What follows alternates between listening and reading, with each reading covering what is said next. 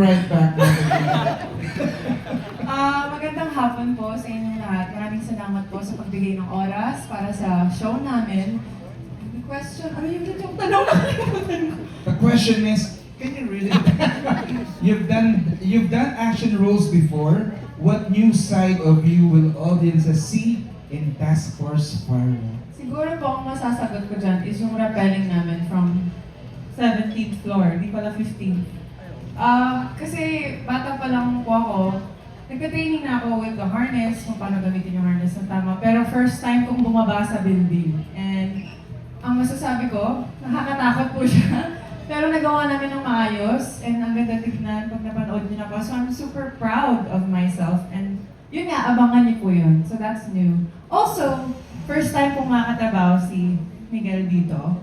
And body cop ang relationship namin dito. So, yun, ang ganda rin ng chemistry namin on screen. So, and ano siya, mahusay siya na artista. And yun, I'm really happy to be working with him. And syempre, the rest of the cast. Thanks, Kylie. And now for Miguel Tan Felix. Miguel, do you have size 9? Joke lang po, inside joke lang po naman. How did this role challenge you as an actor? And what did you discover about yourself through the process? Thank you for that wonderful question. Good afternoon po sa inyong lahat. Para sa akin, isa to, ang challenge sa akin ito ay yung genre niya, na hard action. First time ko mag-hard action. Pero dahil willing naman akong magpakapagod sa set, nandiyan naman yung guidance nila direct ng aming stunt team at ng aking kapartner na si Kylie. Kumbaga yung challenge na yun nababawasan, mas nagiging enjoyable yung buong process na yun. As an actor naman, yung character ko dito, medyo tricky siya dahil iba yung pinapakita niya sa labas, pero iba yung nararamdaman niya sa loob na sumasalamin sa maraming tao na for sure ganyan din kayo, iba yung pinapakita niyo sa pamilya niyo, sa friends niyo, pero deep inside, malungkot kayo, parang ganun. So very relatable yung character na yun. And challenge din siya dahil kailangan mahanap ko yung sweet spot, yung balance doon. And direct pwede ba sabihin yung... And yung character ko dito ay may PTSD kasi galing nga siya sa militar and nakita niyo sa Master Cutter, si Galo, same character po yun. Magkaduktong sila. A few years ago lang yung The Master Cutter. So, maraming naging experiences si Galo sa pagiging militar niya at dala-dala niya yung trauma na yun hanggang sa mag-retire siya at mahanap niya yung pamilya niya sa PBM. So, yun yung challenge po, Kuya Betong. You got it right, Miguel. Thank you, boss. Thank you. Yan kasi pinag-uusapan namin dito kami PTSD. So PTSD is a post-traumatic. We'll be right back. Malalaki na po tayo mga kaibigan. And the next question will be coming from Chad Rosete of Manila Feed. This is for Buboy and Jack.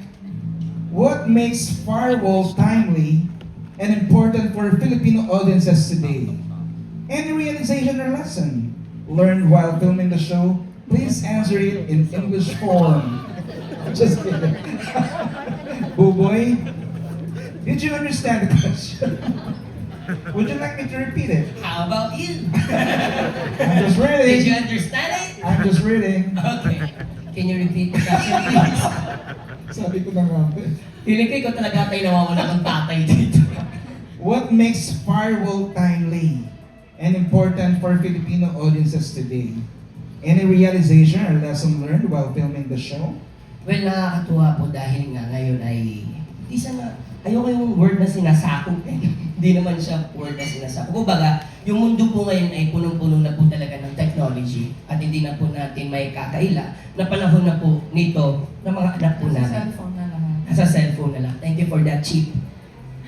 Anyways po. So, maganda po yung firewall na ito dahil like sinasabi ko po kanina, ang firewall ay gusto ko po talaga matuto. Bakit gusto ko po matuto? Kasi ang dami na po nangyaring scams, ang dami na po nangyaring mga savings natin nawala dahil sa isang pindot lamang ng mga masamang tao na yan na pagsasamantalahan na yung mga, alam mo yun, yung savings natin. So, malaking aral ito para sa mga lolo't lola natin. Of course, bilang isang anak, apo, na papayuhan ko yung mga mas nakakaedad sa akin na ito po yung understanding namin sa cybercrime or sa mundo ng internet.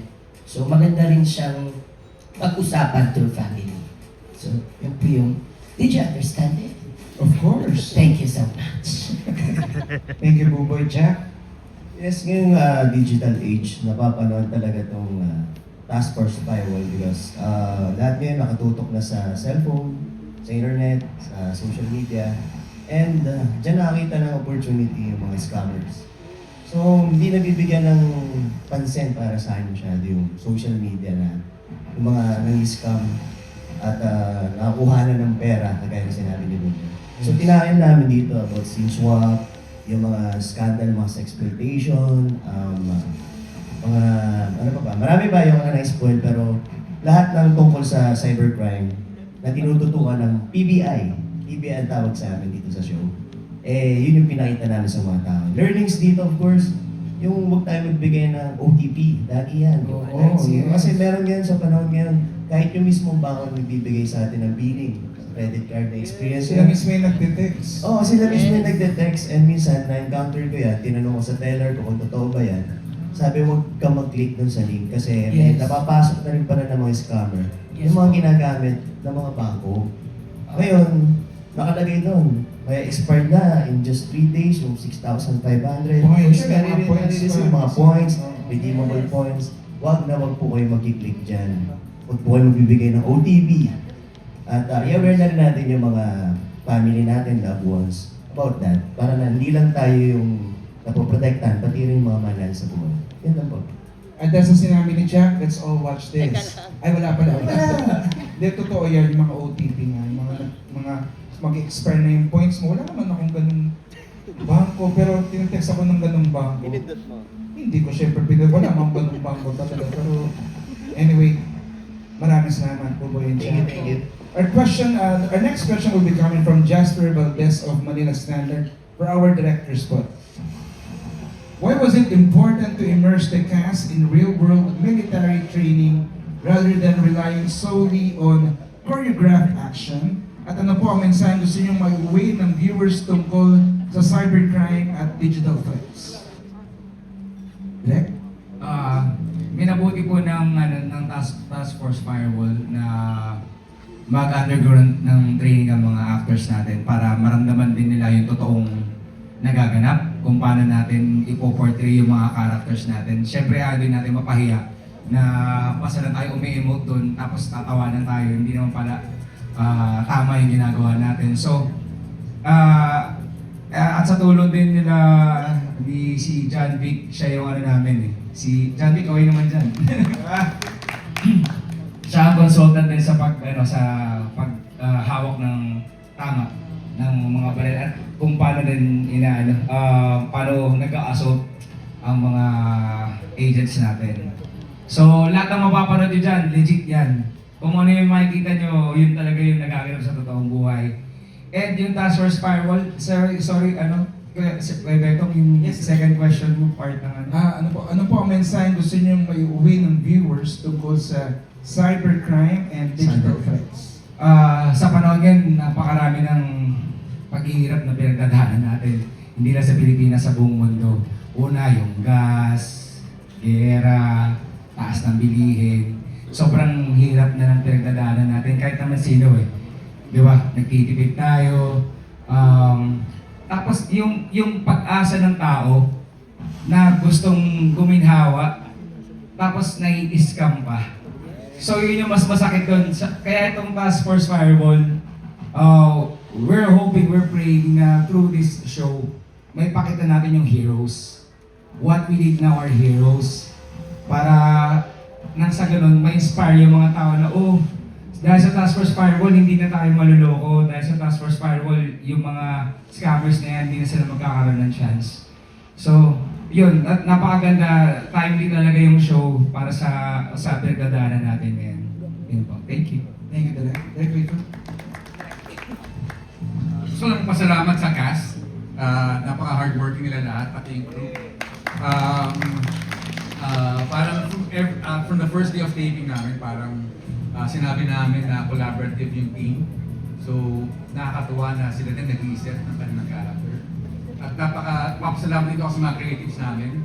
Kasi napaka-supportive nila kasi talagang very collaborative sila mag-isip.